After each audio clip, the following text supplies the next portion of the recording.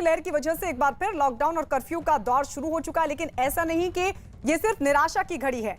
Virus अगर लाखों लोगों की जिंदगी पर भारी पड़ रहा है तो कोरोना से जुड़ी हर तरह की आफत से लड़ने के लिए और लोगों की मदद करने के लिए पॉजिटिव फोर्स भी हर मोर्चे पर डटी है।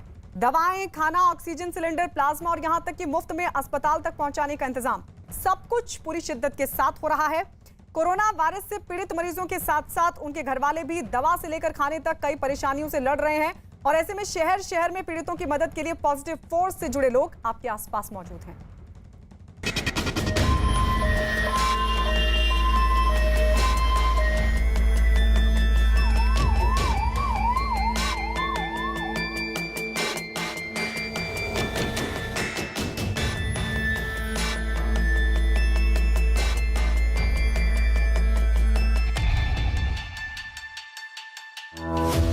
कोरोना के खिलाफ पॉजिटिव फौज।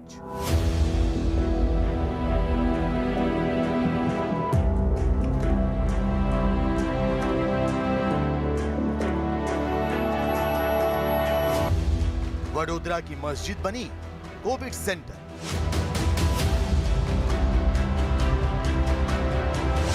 दिल्ली में गुरुद्वारे से टिफिन सेवा। ऑक्सीजन के लिए ग्रीन कॉरिडोर।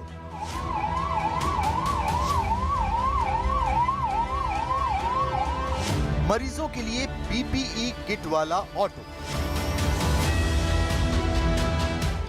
कोरोना का कहर भले ही सबसे बड़ी त्रासदी के रूप में सामने है, लेकिन इस बेहद मुश्किल वक्त में वायरस का मुकाबला करने के लिए हर शहर में अलग अलग मोर्चे पर वॉरियर्स की फौज तैयार है।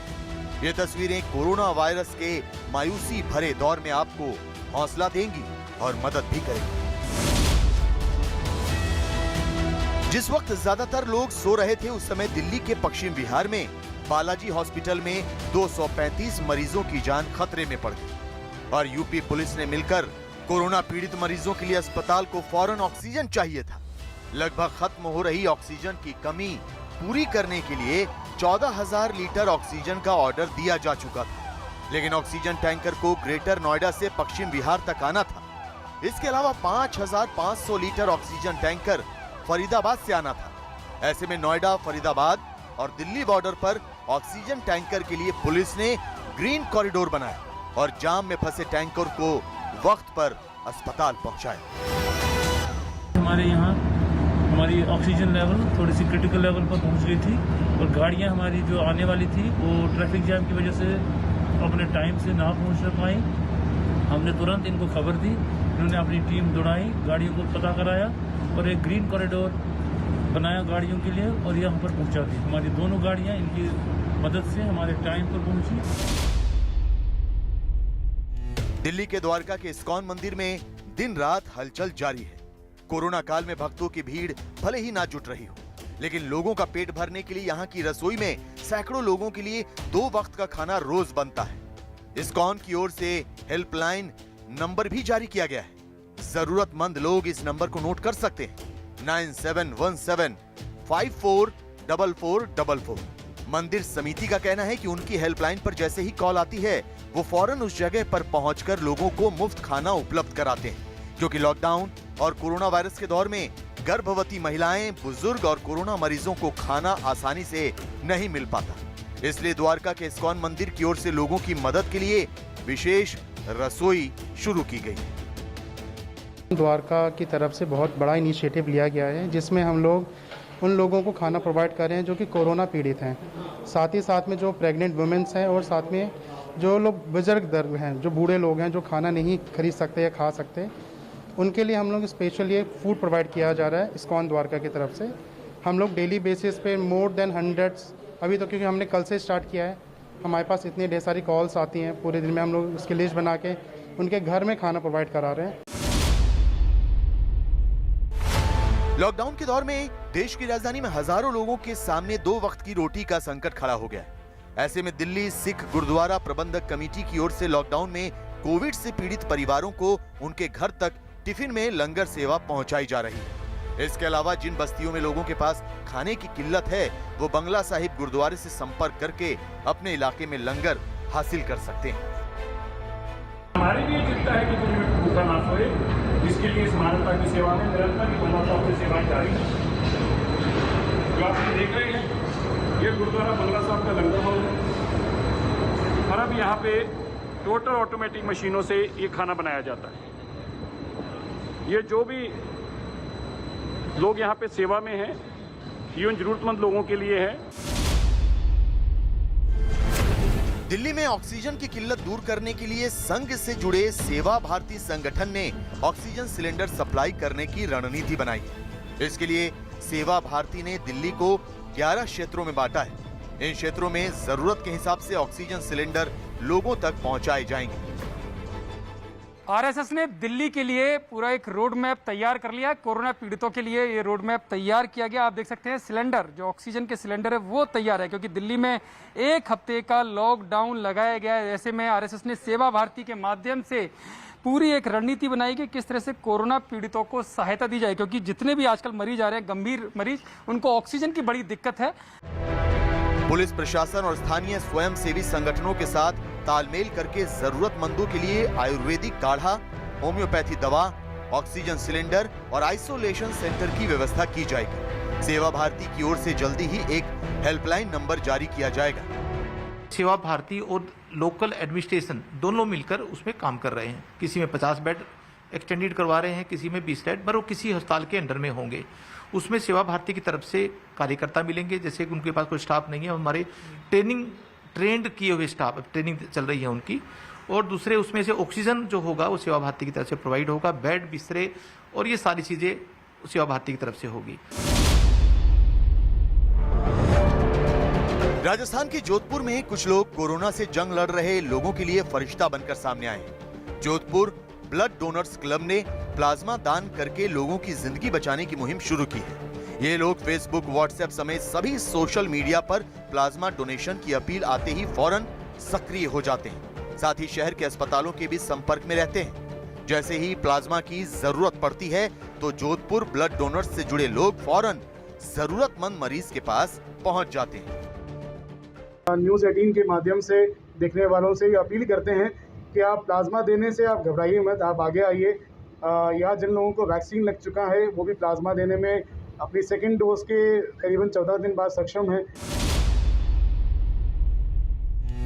कोरोना के खिलाफ फ्रंटलाइन वॉरियर्स के लिए पीपीई किट सबसे जरूरी हथियार है, लेकिन गुजरात के आणंद जिले में डॉक्टर्स, नर्स और मेडिकल स्टाफ के अलावा भाई लाल भी पीपीई किट पहनते हैं।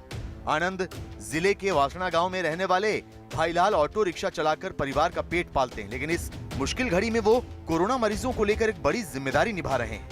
जिन्हें एम्बुलेंस नहीं मिलती, उन्हें भाईलाल अपने ऑटो में अस्पताल तक पहुंचाते हैं। जो पैसे नहीं दे सकते, उन्हें मुफ्त सेवा भी देते हैं।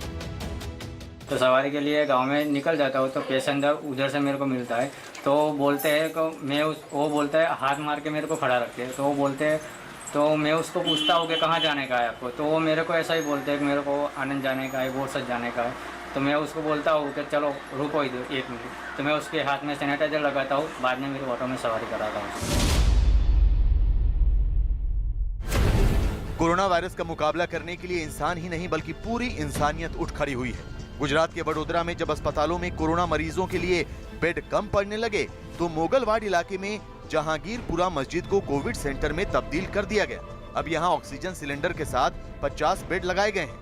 जरूरत पड़ने पर बेड की संख्या बढ़ाई जा सकती है। मस्जिद से जुड़े लोगों का कहना है कि इंसानों की जिंदगी बचाना ही सबसे बड़ी इबादत है। ये जहांगीरपुरा मस्जिद है और जहांगीरपुरा मस्जिद ट्रस्ट चलाता है और ये मस्जिद को अभी कोविड के लिए इसका यूज़ किया जा रहा है। अच्छा, कितने बेड का इंतजाम किया है? यहाँ पे अभी फ़िलहाल 50 बेड है और ज़रूरत पड़ने पे और 50 बेड लगा सकते हैं, इतना स्पेस है हमारे पास। अच्छा, तो यहाँ पे ऑक्सीजन वगैरह की सुविधा है? ऑक्सीजन है और बाईपैक है। मुश्किल वक्त हमें हालात से लड़ने और दूसरों की मदद करने का हौसला देता है। गुजरात के अहमदाबाद में कुछ लोग मिलकर सैकड़ों लोगों के घर जाकर 2 वक्त का मुफ्त खाना पहुंचा रहे हैं। इस्कॉन गाठिया रथ के मालिक मनदीप पटेल अपने दोस्तों के साथ मिलकर हर रोज करीब 600 लोगों को घर घर जाकर खाना पहुंचाते हैं। जो लोग कोरोना से पीड़ित होकर आइसोलेशन में हैं, वो इनकी हेल्पलाइन पर संपर्क करते हैं। इसके बाद खाना तैयार होते ही टिफिन के जरिए लोगों के घरों तक पहुंचाया जाता है। सुबह 6 बजे से रात करीब 9 बजे तक ये सेवा जारी रहती है। सर, कोरोना में लोगों को अभी नींद नहीं आ रही है। हम 18 घंटा ये सेवा करते हैं ना, और रात को इतनी सुकून की नींद मिल रही है ना, जिसकी कोई कमी नहीं है, कोई लिमिट नहीं है। इतना सुकून मिल रहा है, लोगों का इतना आशीर्वाद मिल रहा है। सर, आप कॉल में अगर आप जहाँ पे हम कॉल अटेंड कर रहे हैं वहाँ पे बैठो ना, तो आपकी आंखों से आंसू निकलना चालू हो जाएगा। ऐसी परिस्थिति है, और लोगों को जब ऐसी परिस्थिति में फूड घर पे मिलता है ना, विदाउट एनी कॉस्ट, तो मतलब कॉस्ट के लिए नहीं, लेकिन आप पहुँचा रहे हो ना अच्छा फूड, इसके लिए वो गदगदित होके मतलब हमको रुला देते हैं। बोलो, कोरोना वायरस का संकट जितनी तेजी से बढ़ रहा है, उससे कहीं ज्यादा तेजी से मदद के लिए लोगों के हाथ बढ़ रहे हैं। इसलिए मुसीबत कितनी भी बड़ी क्यों ना हो, हम सब मिलकर इसका मुकाबला कर रहे हैं और ये लड़ाई हम जरूर जीतेंगे। आप सिर्फ जागरूक रहिए और अपनी जरूरत के हिसाब से हेल्पलाइन के नंबर्स अपने पास रखिए। जब भी मदद की जरूरत हो, आप संपर्क कीजिए, मदद भी मिलेगी और मुसीबत से लड़ने के संसाधन भी। महाराष्ट्र में पिछले 24 घंटों में 62,000 मरीज सामने आए, जबकि कोरोना से 519 लोगों की मौत हुई। इस साल अब तक एक दिन में ये सबसे ज्यादा मौत का आंकड़ा है। राज्य में कोरोना से बेकाबू होते हालात को देखते हुए सख्त लॉकडाउन लगाया जा सकता है। राज्य में पहले से लागू पाबंदियों के नाकाफी साबित होने की वजह से लॉकडाउन की संभावना बढ़ गई है और इस बात की उम्मीद है कि महाराष्ट्र में आज अगले कुछ घंटों में लॉकडाउन लग सकता है, जिसका ऐलान खुद मुख्यमंत्री उद्धव ठाकरे कर सकते हैं। महाराष्ट्र कैबिनेट ने राज्य में 15 दिनों के लिए सख्त लॉकडाउन लगाने की सिफारिश की है। हालांकि इस दौरान जरूरी सेवाएं, दवा, अस्पताल, दूध, फल और सब्जी बेचने वालों को छूट मिल सकती है। साथ ही मुंबई के बीकेसी सेंटर में भारी संख्या में लोग वैक्सीनेशन के लिए पहुंच रहे हैं, यह भी जानकारी मिल रही है।